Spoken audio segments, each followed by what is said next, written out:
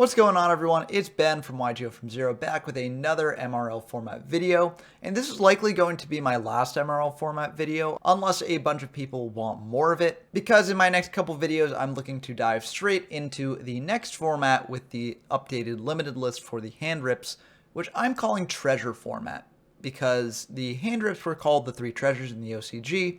So I think treasure format is a good name for it. But we can talk more about treasure format in my videos concerning that. For now, we're still in MRL format, and we've got a tier list to go through, ranking what I think are some of the best and not so best decks in the format.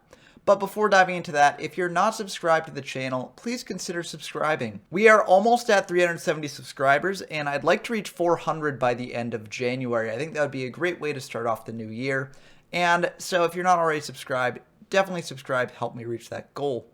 Also, if you're interested in playing any of the formats that I talk about in these videos for yourself, we now have a Discord server. A link will be in the description down below, but it's a great place to just duel people in these very obscure formats, and it's a blast to be a part of. So definitely check that out if you're interested. And lastly, if you enjoy the video, as always, please be sure to leave it a like down below. But with all that out of the way, let's dive into this tier list. Now, MRL format is kind of weird to tier because it's very underexplored and very unoptimized.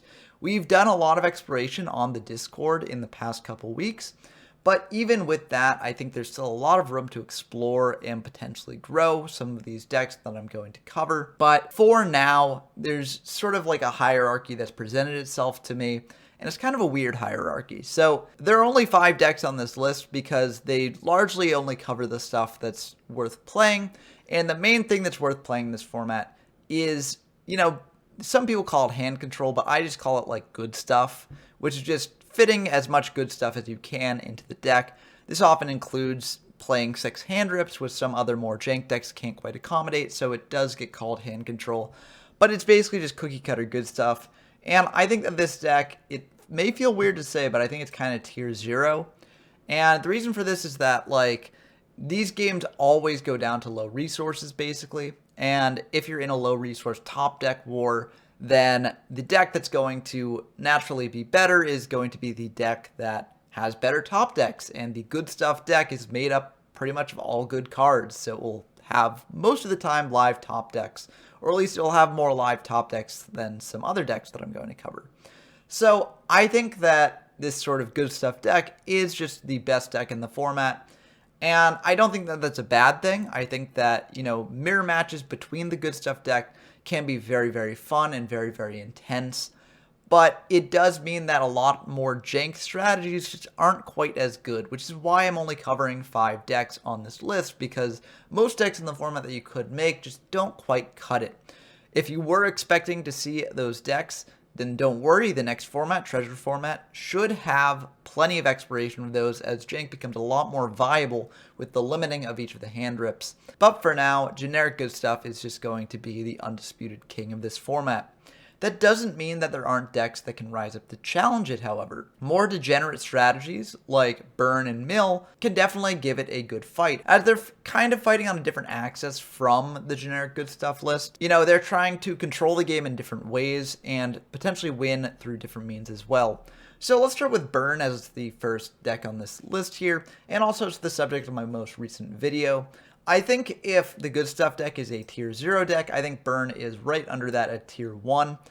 It can definitely give good stuff a run for its money if things go well, but if you draw the wrong pieces at the wrong time, it just can't perform quite as well as good stuff can on average. That being said, I still think it is a deck to watch out for and prepare for in this format, as it can be very formidable, as you may have seen in my last video. By a similar token, we've got Stall Mill, and Stall Mill's kind of interesting. I kind of hesitate to put it in tier 1, as it oftentimes, just can really look bad when you just don't draw the right pieces. But I think it still is an unoptimized deck that can improve greatly in the coming weeks as people test it more. And so, I don't know, maybe I should put it in tier 2 for now, as it does have a lot of untapped potential that could potentially bring it higher. But I think I've gotten the deck into a place where it is honestly pretty good and can beat pretty much any deck besides the sort of tier 0 good stuff deck. And for that reason, I am going to put it in tier 1. And that's sort of my criteria for putting things in tier 1 here, is that not necessarily whether they can beat the good stuff deck, although that is a major consideration, but more whether they can beat every other deck in the format. And I think that Burn and Mill can definitely do that. It's just when you get something as consistent as a good stuff deck that these decks sort of crumble. And for that reason, I think I'm going to actually put the next deck that I covered, which is Equip, in tier 2. Now, Equip aggro is very interesting. I think it can have a decent matchup against some of the tier 1 decks, and can also perform well against a good stuff deck potentially. However, in a low resource game, it can get really bad, as if you draw the equip spells as top decks without monsters on field, then you're basically just wasting a turn, as you have nothing to do that turn, except maybe set the equip spell as a bluff, but honestly that's not really worth it. So I think these equip decks just aren't quite as consistent and good as the good stuff decks, so I'm putting them in tier 2. I think you could maybe put this in tier 1, as, you know, they can do decent against Mill and Burn, but Mill and Burn are well matched against the sort of Equip aggro decks, as they are just trying to stop aggression, and the Equip aggro deck's basically all aggression. So I'm going to put the Equip aggro deck in tier 2, and maybe this is just my personal biases, maybe this is just the format being untested, but this is where I think it does belong. Maybe this should shift, but that's where I'm going to put it. And lastly, this is going to be a very short tier list, as we don't have as many deck types as previously, but the last category that I have is sort of a catch-all, which I'm symbolizing with Dream Clown here. And it's a catch-all where it includes something like Clown Control, but also more jank strategies like Relinquished and Tunes, and all these sort of strategies that I didn't cover, but you could reasonably play in this format. I think that these decks are honestly rogue, maybe. Maybe Clown Control's tier 2 along with Equip aggro. But I don't think that these decks relying on multiple cards synergizing well together can stand up against the sort of good stuff deck, as that deck can just play with one card at a time. And in low resource games, it's a lot harder to sort of synergize your combos well. That being said, against some of the less powerful decks, I think these decks can potentially compete.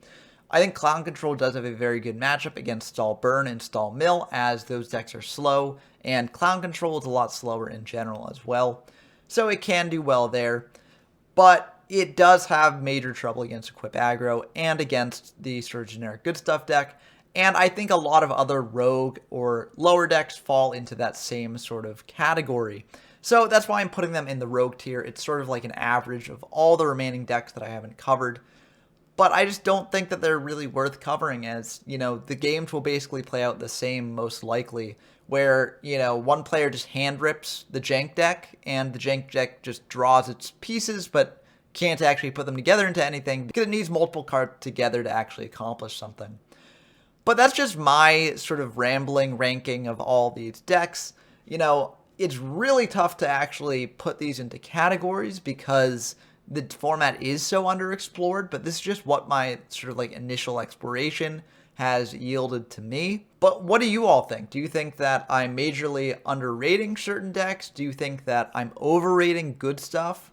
Do you think that there are any decks that I should have actually featured on this tier list that I didn't? Maybe Clown Control. I mean, I've got the Dream Clown image, but it's not really representing Clown Control, it's representing all the jank decks in the format. If you have any thoughts on this, let me know down in the comments below. But if there's no sort of further desire to explore MRL format more, then I'm going to be diving straight into treasure format in my next video, which should be a lot of fun. It's very similar to MRL format in some ways, but it's very different in some very important ways that make a lot of more jank decks a lot more viable. So it will be fun exploring those with y'all. But until next time, I've been Ben from YGO from Zero, and I'm signing off.